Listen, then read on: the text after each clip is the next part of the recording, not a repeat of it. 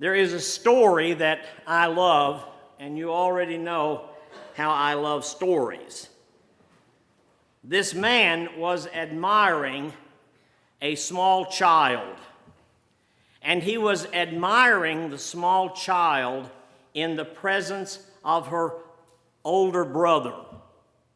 And the man said to the older brother, "Does your baby sister talk?" And the little boy said, No.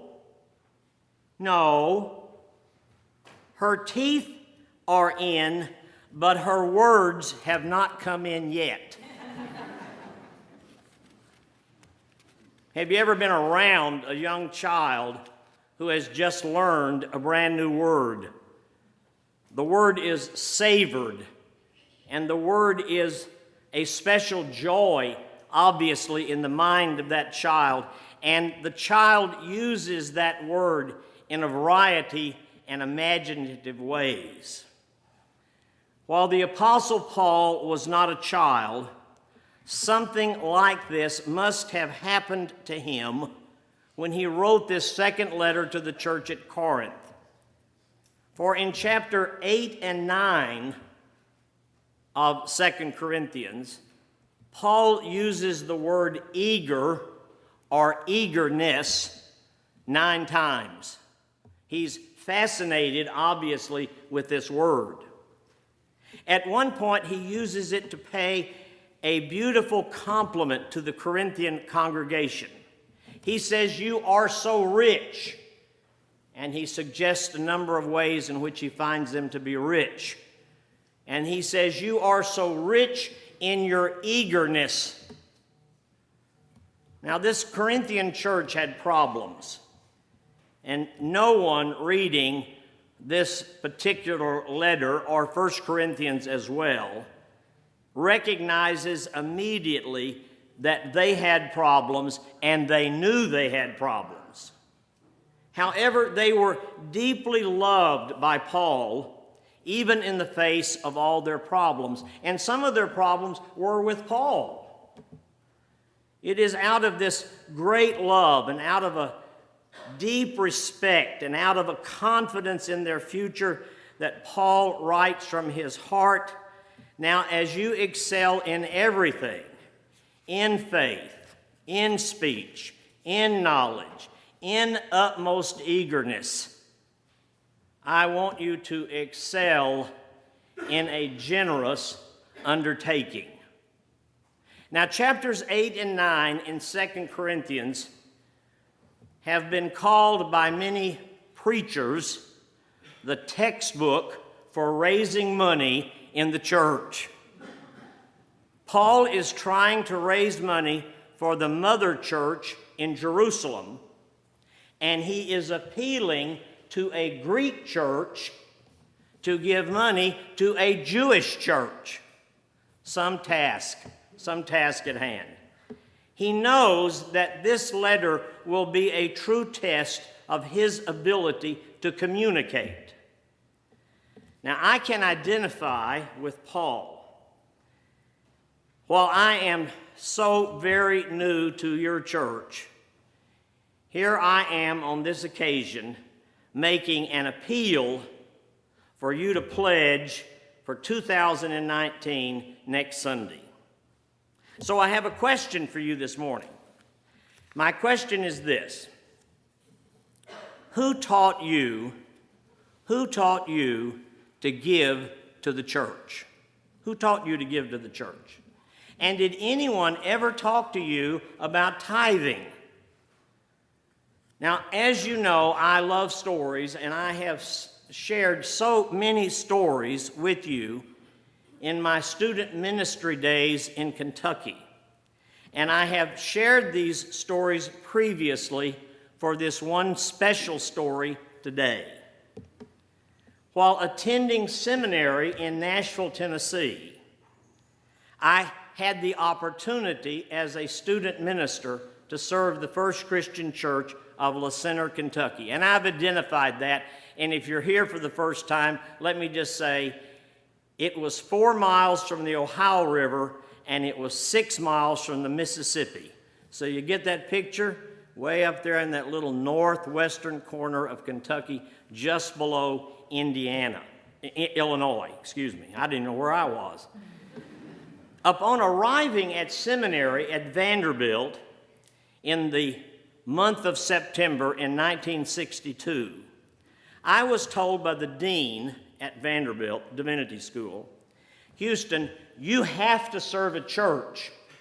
You need the experience, and even more, you'll need the money. Now, we have only one church left for you to serve, and it's in Le Center, Kentucky. And he said, I want you to go there, and I want you to serve that church. I hope they will hire you. You will be the 8th student minister that church has had in its history. And they have had students from Vanderbilt for well over 30 years.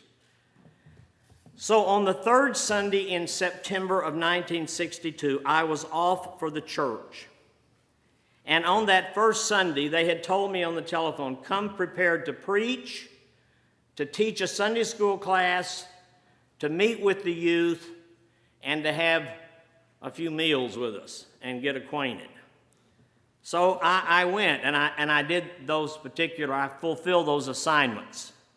Upon returning to Vanderbilt on Monday afternoon, I ran into the dean in the hall, and he said to me, well, how did things go in Le Center? I said, well, I think they went okay. And he said, did they hire you? I said, no, sir, they didn't hire me, but they invited me to come back next Sunday. And he said, well, now, I've told you now, I'm going to tell you one more time, it's the only church available. And you better do a good job, and you better get hired. So the back and forth went on through the rest of September and the entire month of October. And I continued to run into the dean in the hall. It just seemed like every Monday I would walk in the building, and it was like Providence. Here he would come, look at me, ask his big question. Finally, on the first Sunday in November, I was told by several men, that's back when the church knew how to have a board with just men on it. You know, remember those days? Remember those good old days when only men were on the board? Well, this man said to me, Houston, we're going to have a board meeting this afternoon at 2 o'clock, and we'd like for you to attend. Well, I was very anxious. So I went to their board meeting, and they said to me, now, we need to talk to you about your future and our future. Now, your preaching is okay. Your preaching's okay. Your Sunday school lessons need a lot of work. The young people like you, and we appreciate the fact that you have on your own found out who was in the nursing home, and you have made calls on those people. So, Houston, we are ready, we think, to call you as the 8th student minister if you can answer one single question. I said, okay, what's that question? They said, how much do you put in the offering plate on Sunday morning? Well, I told them my financial story. I said, I want you to understand that I arrived in Nashville with $60 in my pocket. And the second day I was in Nashville, I went downtown and I got myself a job at a department store. And so money is a really big factor in my existence because I'm on my own with this seminary education. Yes, I got a scholarship, but you can't eat the scholarship and you can't sleep on the scholarship. So I thought I was making a real impassioned remark. So in answer to your question, some Sundays I put $1 in the plate. And some Sundays I don't put anything in the plate because I don't have anything to put in the plate. With that shared, I received a response that stops me in my tracks to this day. The board chairman, who I've introduced to you before, Armand Berry, principal and hog farmer says to me, "Well, Houston, we have never ever had a minister that did not tithe." Well, that's more than $1 in the plate for sure. We, this board, and our families, we all tithe to this church. And all of our student ministers over the years, the 7 preceding the possibility of you, have always given 10% of what we paid them back to this church. Well, in that moment, I saw the face of the dean at Vanderbilt in the hall, and I could feel the job slipping away. And I said to Mr. Berry and to his board, in that case, I tell you what, as if you call me as your new pastor, I'll give 10%. And then Mr. Berry, the principal, said, "No, you would be giving for the wrong reason, Houston. You'd be treating a gift to God as if it was a tax to be paid. That kind of giving, Houston, is not Christian." Well, I was, talk about upset. So Harold Jones, a dairy farmer in the church and on the board, he spoke up and said, "Houston, let me make a suggestion.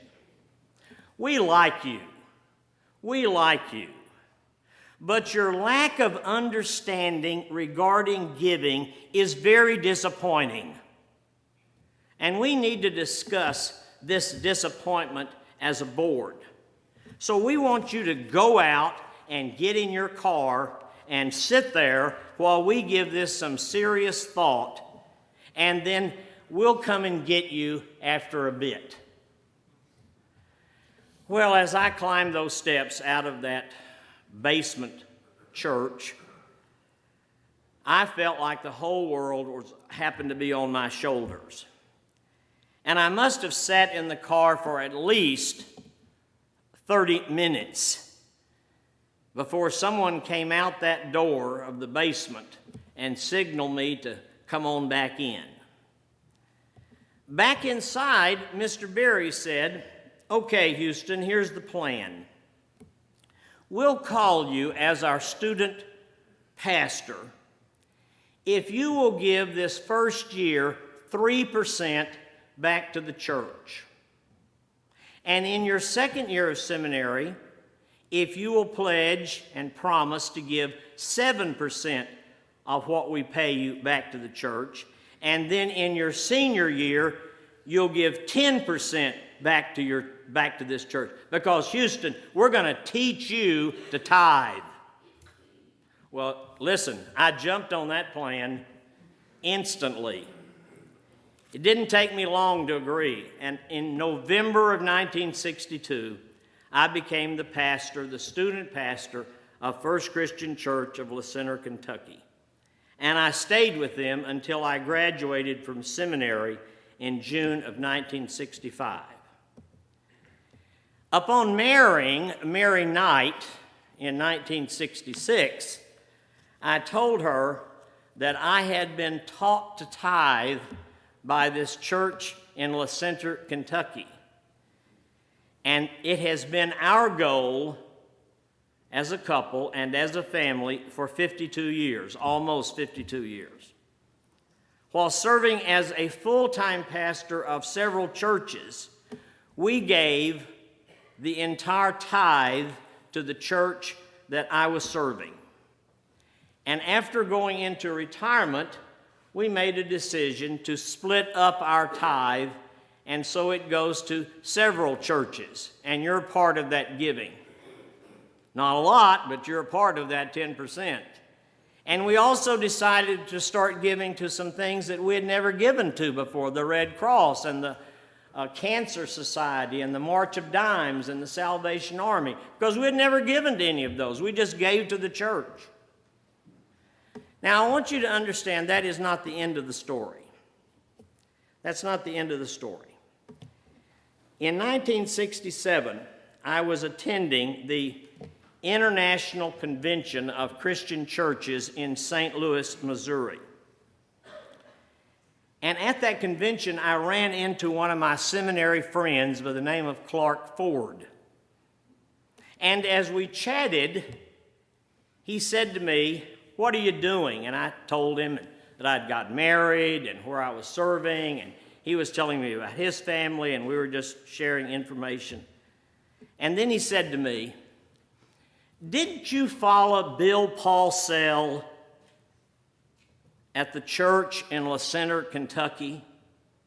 And I said, yes, I did. I followed Bill Paulsell. And Clark said to me, "Do you know Bill?"